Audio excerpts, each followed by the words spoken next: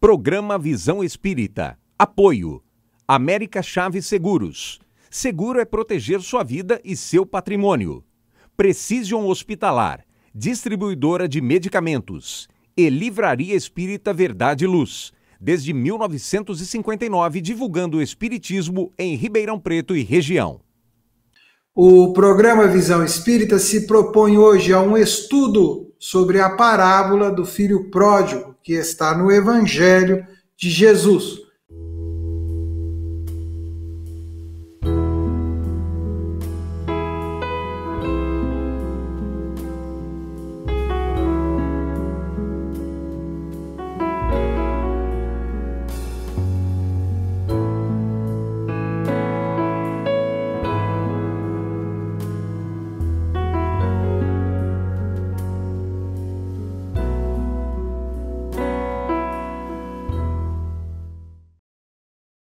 O programa Visão Espírita pede licença para entrar no seu lar, levar-lhe uma mensagem de fé, de otimismo e de esperança.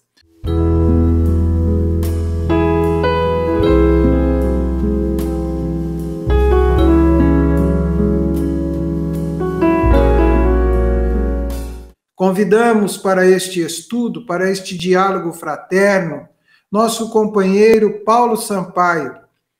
Paulo Sampaio é da cidade de Bebedouro, trabalhador dedicado à causa da divulgação do Espiritismo, palestrante, estudioso. Bem-vindo, Paulo Sampaio, ao programa Visão Espírita. Muito obrigado, Zola. Para mim é uma alegria muito grande participar aqui e agradeço muito o convite. Paulo, no Evangelho de Lucas, capítulo 15, de 11 a 16, né? Saibam que o Espiritismo é cristão. E por isto, deste estudo que nós vamos fazer de um ensino de Jesus narrado pelo Evangelho, através do Evangelho de Lucas. E iniciando estas reflexões, Paulo, como nós espíritas, ou como o Espiritismo, porque às vezes nós espíritas explicamos de um jeito, mas o Espiritismo explica bem melhor. Explica as parábolas nos evangelhos, Paulo. Então, é bem interessante, né, nós percebermos que Jesus, ao fazer uso das parábolas, nós entendemos que ele fazia de uma forma muito didática, com uma sabedoria imensa. Sabedoria de um espírito crístico, de um espírito que precisava trazer um avanço no entendimento das leis de Deus à humanidade, e ele falaria para uma humanidade um tanto quanto ainda pouco avançada espiritualmente.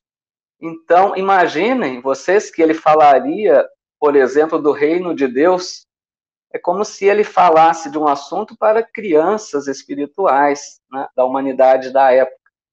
Então, assim, ele fazia uso das histórias narradas muito particularmente de acordo com cada grupo de pessoas para a qual ele falava, né? Então, ele tinha uma linguagem própria, usando das situações do dia a dia.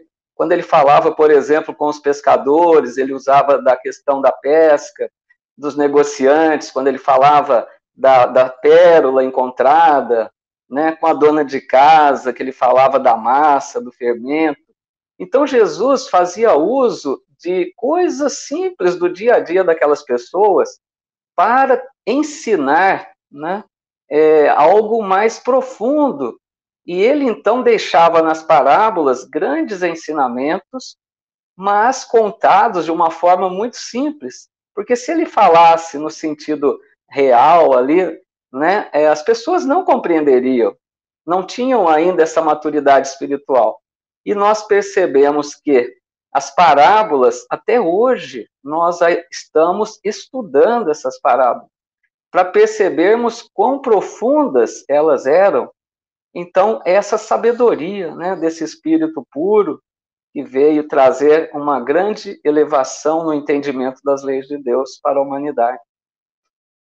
Nós aprendemos, né, muito com Jesus, né, Paulo? O jeito de falar com as pessoas, né? Jesus Foi um espírito reencarnado ao seu tempo.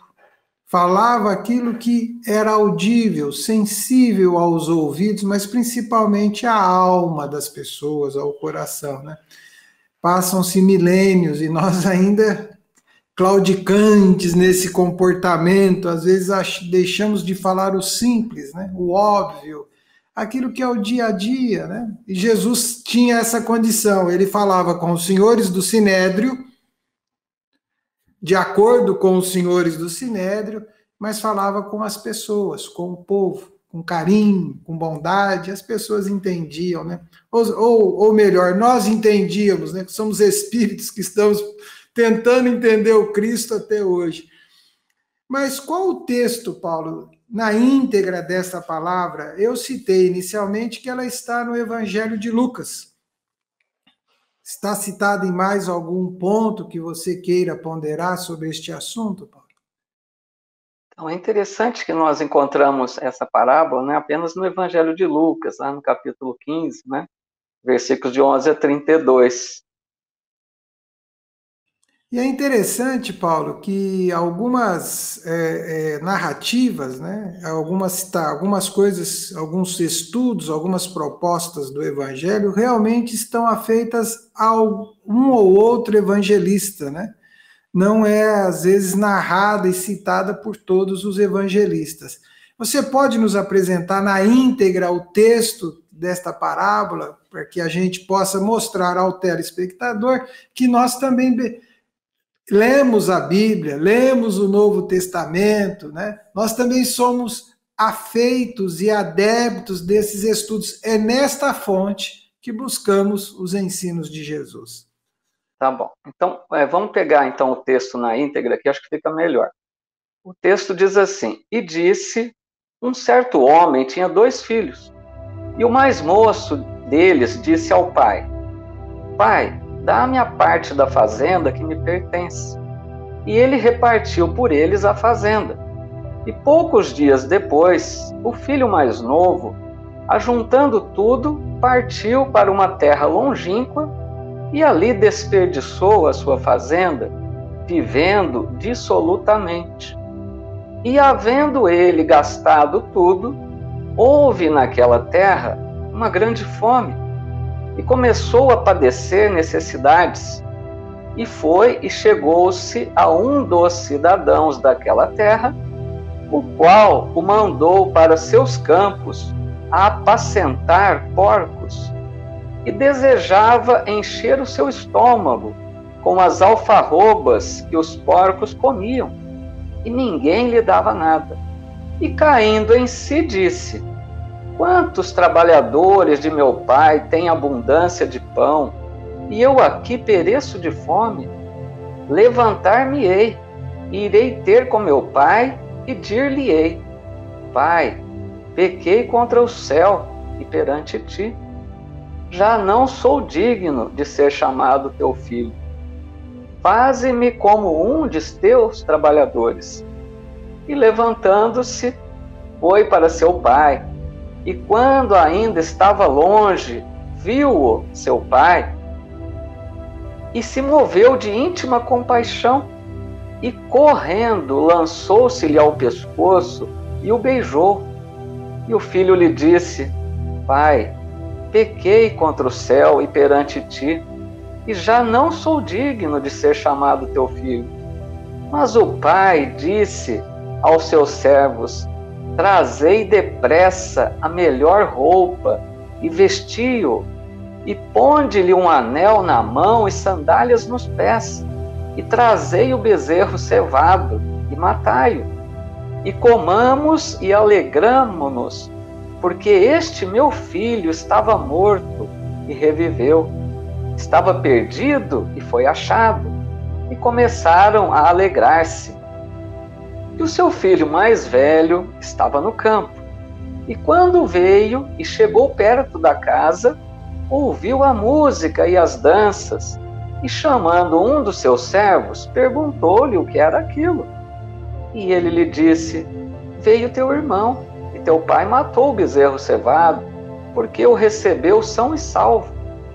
Mas ele se indignou e não queria entrar. E saindo o pai, instava com ele. Mas respondendo ele, disse ao pai: eis que te sirvo há tantos anos, sem nunca transgredir o teu mandamento, e nunca me destes um cabrito para alegrar-me com os meus amigos. Vindo, porém, este teu filho, que desperdiçou a tua fazenda com as meretrizes, mataste-lhe o bezerro cevado. E ele lhe disse: filho, tu sempre estás comigo, e todas as minhas coisas são tuas. Mas era justo alegrarmos-nos e regozijarmos-nos, porque este teu irmão estava morto e reviveu, tinha se perdido e foi achado. Interessante, né, Paulo, que as narrativas de Jesus olhadas em isolado, né, num recorte, elas são possíveis de uma interpretação. Mas Jesus faz essa uma narrativa, porque nós estamos no capítulo 15, nós estamos no item 11 do capítulo 15, né? Representa dizer que nós temos itens anteriores a esse. Jesus narra esta parábola em que circunstância, em que momento que Jesus faz essa narrativa? Qual é a interpretação que podemos ter desta situação? Sim, é sempre importante, ao estudarmos o Evangelho, que nós procuremos, né, o contexto, as circunstâncias que envolveram determinada passagem do Evangelho.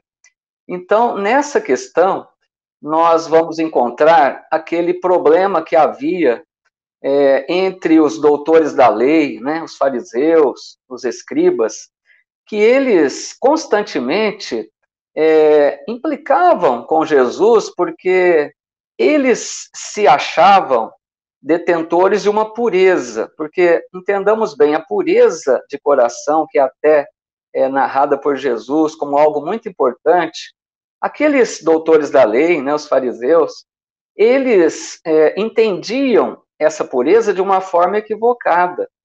Eles se achavam detentores dessa pureza, mas eles entendiam que essa pureza era conquistada por práticas exteriores, por certos rituais, por certas atitudes, e não verdadeiramente a transformação íntima, né?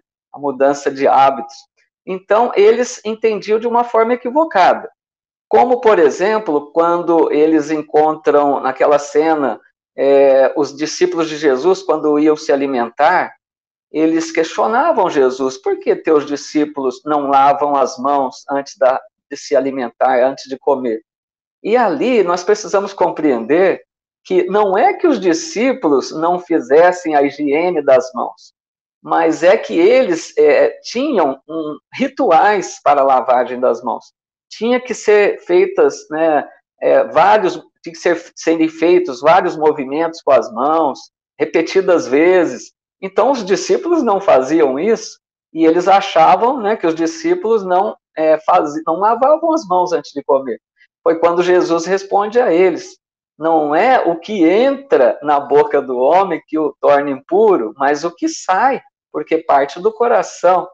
Então, foi mais ou menos nesse contexto, quando Jesus se alimentava num determinado momento, que Jesus tinha esse hábito de conviver com todos. Ele veio para aqueles que eram doentes, como ele mesmo dizia. Então, Jesus, em determinado momento, se alimentava com publicanos, com meretrizes, né? E os fariseus, os doutores da lei, achavam um absurdo conviver com essas pessoas que eles chamavam de má vida, pecadores, né? Então, eles achavam que se eles sentassem à mesa com essas pessoas, eles se tornariam impuros. Então, foi nessa situação que eles questionam Jesus, né? Como que você, né, dizendo a Jesus, poderia atender a Deus se você não faz uso dessa pureza, você não busca essa pureza, não evita conviver com essas pessoas? E Jesus, então, não dá uma resposta pronta, como ele sempre fazia. Jesus, como bom pedagogo, como espírito sábio, ele respondia com parábolas, né?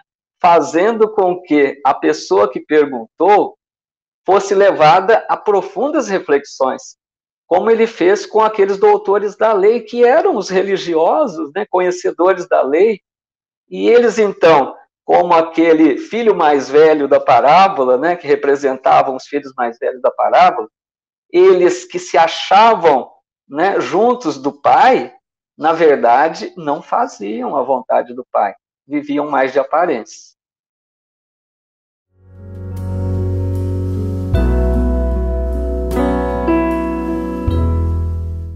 Programa Visão Espírita. Apoio. América Chaves Seguros. Seguro é proteger sua vida e seu patrimônio. Precision Hospitalar. Distribuidora de medicamentos. E Livraria Espírita Verdade e Luz.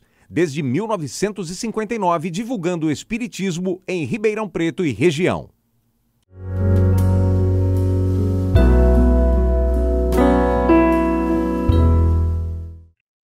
Você falou do filho mais velho da parábola, né? E nós temos um comportamento desse filho mais jovem, no mínimo, que nós precisamos pensar para ele, pensar sobre isso, né?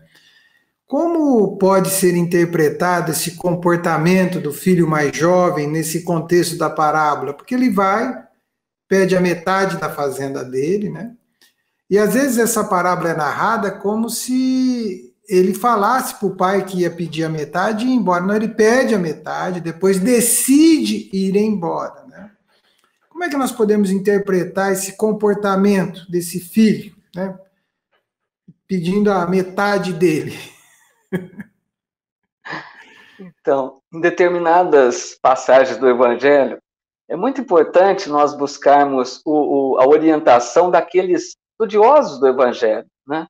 E essas pessoas que se debruçaram sobre o Evangelho para estudá-lo mais profundamente, vêm nos orientar questões daquela época, né? Costumes, hábitos daquela sociedade, para a gente entender um pouco melhor determinada passagem, né?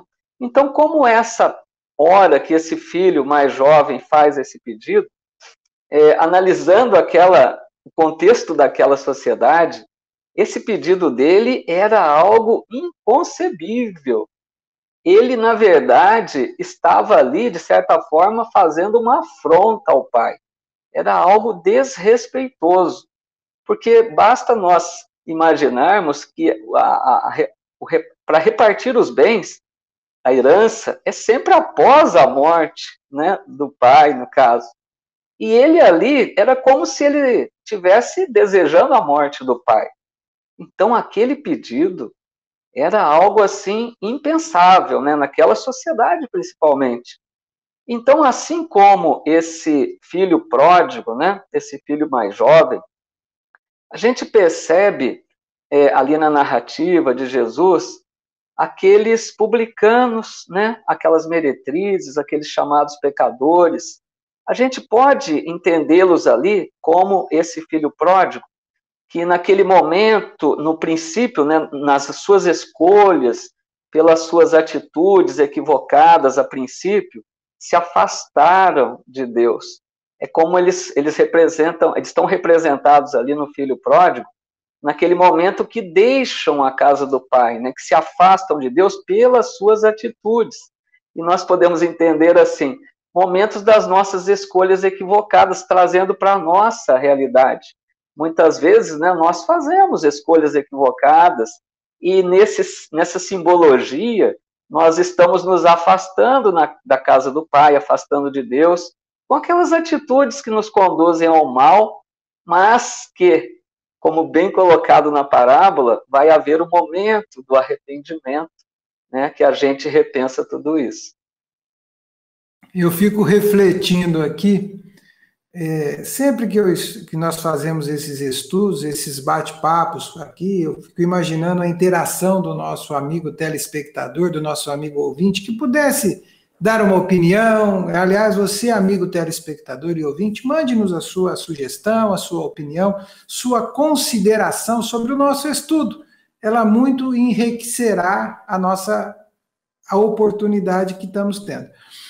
E uma situação que eu me lembro bem, né, o Kai Bar-Schutel, né, num livro intitulado Parábolas e Ensinos de Jesus, vai fazer uma reflexão muito bacana sobre esta parábola, né? E também o Pedro Camargo, né, então Vinícius, né, vai fazer uma série de livros explicando os estudos de Jesus, né, na seara do mestre, na escola do mestre, no caminho do mestre, tudo isso para nos ajudar a interpretar os ensinos de Jesus. Mas trazendo para o contexto atual, Paulo, aqui hoje, 2022, né? Como é que existem filhos hoje com esse comportamento? Ô pai, aqui, eu quero a minha metade da herança, vamos dividir os bens. Já imaginou, Paulo? Filho, já vamos dividir os bens? Como é que faz? Né? Dividir as contas, às vezes eles não querem, mas os bens, muitos querem. Então, é bem interessante isso, né? Porque nós precisamos trazer o contexto, né? O momento lá ocorrido da passagem para a nossa realidade também, né? E a gente percebe que muitas vezes nós estamos na condição daqueles filhos, né? E não só do filho pródigo, como também do filho mais velho, né? Então, a gente percebe, por exemplo, se a gente fizer uma analogia com a parábola, o filho mais velho, nós compreendemos assim, como aqueles religiosos da parábola, né? Como os doutores da lei. Aqueles doutores da lei, Jesus os representa na figura do filho mais velho, porque eles se sentiam, de certa forma, superiores, eles se sentiam juntos ali de Deus, né? Eles se sentiam conhecedores da lei, mas eles, na verdade, não faziam plenamente, não cumpriam a vontade do Pai, né? Então, trazendo para nós, muitas vezes nos sentimos, nós somos ali o filho mais velho, em determinados momentos que a gente possa ser, por exemplo, nós, religiosos em geral, estudiosos da doutrina espírita, de outras religiões, né? Todos nós que buscamos desenvolver uma religiosidade, nós precisamos observarmos-nos, né? Para ver como nós, muitas vezes, agimos se não tem uma semelhança com aquele filho mais velho. Porque pode ser que nós, nos sentindo, às vezes, até superiores a outro, que não professam uma religião, a gente pode acabar julgando, né, julgando os outros, como fez aquele filho mais velho. A gente pode ter dificuldade de aceitação do outro, que se arrepende das suas atitudes, que pede um perdão, que quer ser reintegrado à convivência. A gente pode manter aquela postura do filho mais velho de uma certa distância, de não aceitar, né, essa reaproximação em perdoar o irmão que errou, e algo até mais sério às vezes, porque muitas vezes nós podemos, ao perceber a alegria do outro, né, como aconteceu na parábola, que a princípio o filho mais jovem se sentiu feliz ao ter todos aqueles bens, né, para gozar daqueles bens. Então a gente pode também, ao perceber a alegria do outro, mantermos-nos em situação de revolta até. A gente se sente incomodado por não compartilharmos da alegria do outro. Ensinos que a parábola nos mostra, né, como deveria ser uma melhor atitude desse filho mais velho. E se nos comparamos ao filho pródigo, né, ao filho mais jovem, perceberemos que, comumente, nós, em grande maioria, sempre erramos, isso é natural. Nós estamos em um processo de aprendizado, de evolução espiritual, né? A cada nova reencarnação vamos aprendendo e progredindo um pouquinho mais, mas todas as vezes que nós cometemos erros, né, e sentimos-nos afastados do Pai, como na parábola, porque às vezes a gente pensa que Deus nos abandonou, somos nós que nos afastamos do Pai, muitas vezes com as nossas atitudes. E então, assim, a gente acaba esbanjando dos bens, como fez o filho pródigo, a gente acaba desperdiçando muitas oportunidades, né? Mas que, em determinado momento, como mostra a parábola, graças ao Pai que nos ama, nós vamos ser tocados do arrependimento, né? Do desejo de retornar à convivência desse Pai amoroso. Amigo telespectador, este estudo com o Paulo Sampaio sobre a parábola do filho pródigo vai continuar no próximo programa. Esperamos por você, pela sua participação, pela sua presença. E Paulo, deixo aqui uma mensagem de encerramento desse primeiro programa de estudo sobre a parábola do filho pródigo ao nosso amigo ouvinte e telespectador do programa Visão Espírita.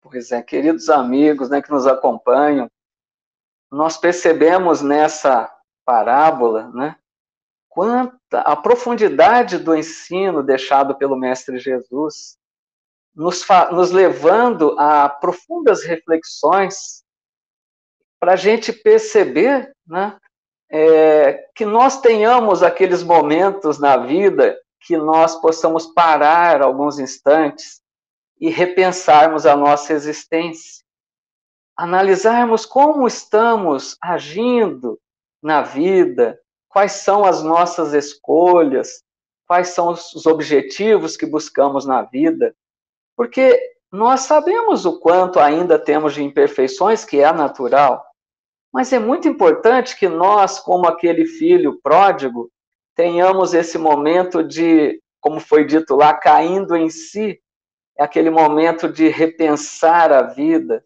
para que a gente possa perceber que podemos ter condições melhores. Porque quanto mais nós vivenciamos de acordo com as leis de Deus, procurando nos esforçarmos para viver a lei de amor, com mais perdão, com mais fraternidade, com mais tolerância, assim nós estamos buscando o caminho de volta à casa do Pai. E o Pai que nos ama imensamente estará sempre de braços abertos a nos receber. Abraço fraterno a todos, muita paz. Obrigado, Paulo. Obrigado ao amigo telespectador e ao amigo ouvinte que ficou conosco até este momento. E chegando ao final deste programa Visão Espírita, com a proposta do estudo do Evangelho de Jesus, deixamos aos nossos telespectadores uma pergunta. Estamos mais para filho jovem, para pai ou para filho mais amadurecido? Será que já nos identificamos em qual momento estamos? Pensemos nisto. Até o próximo programa Visão Espírita.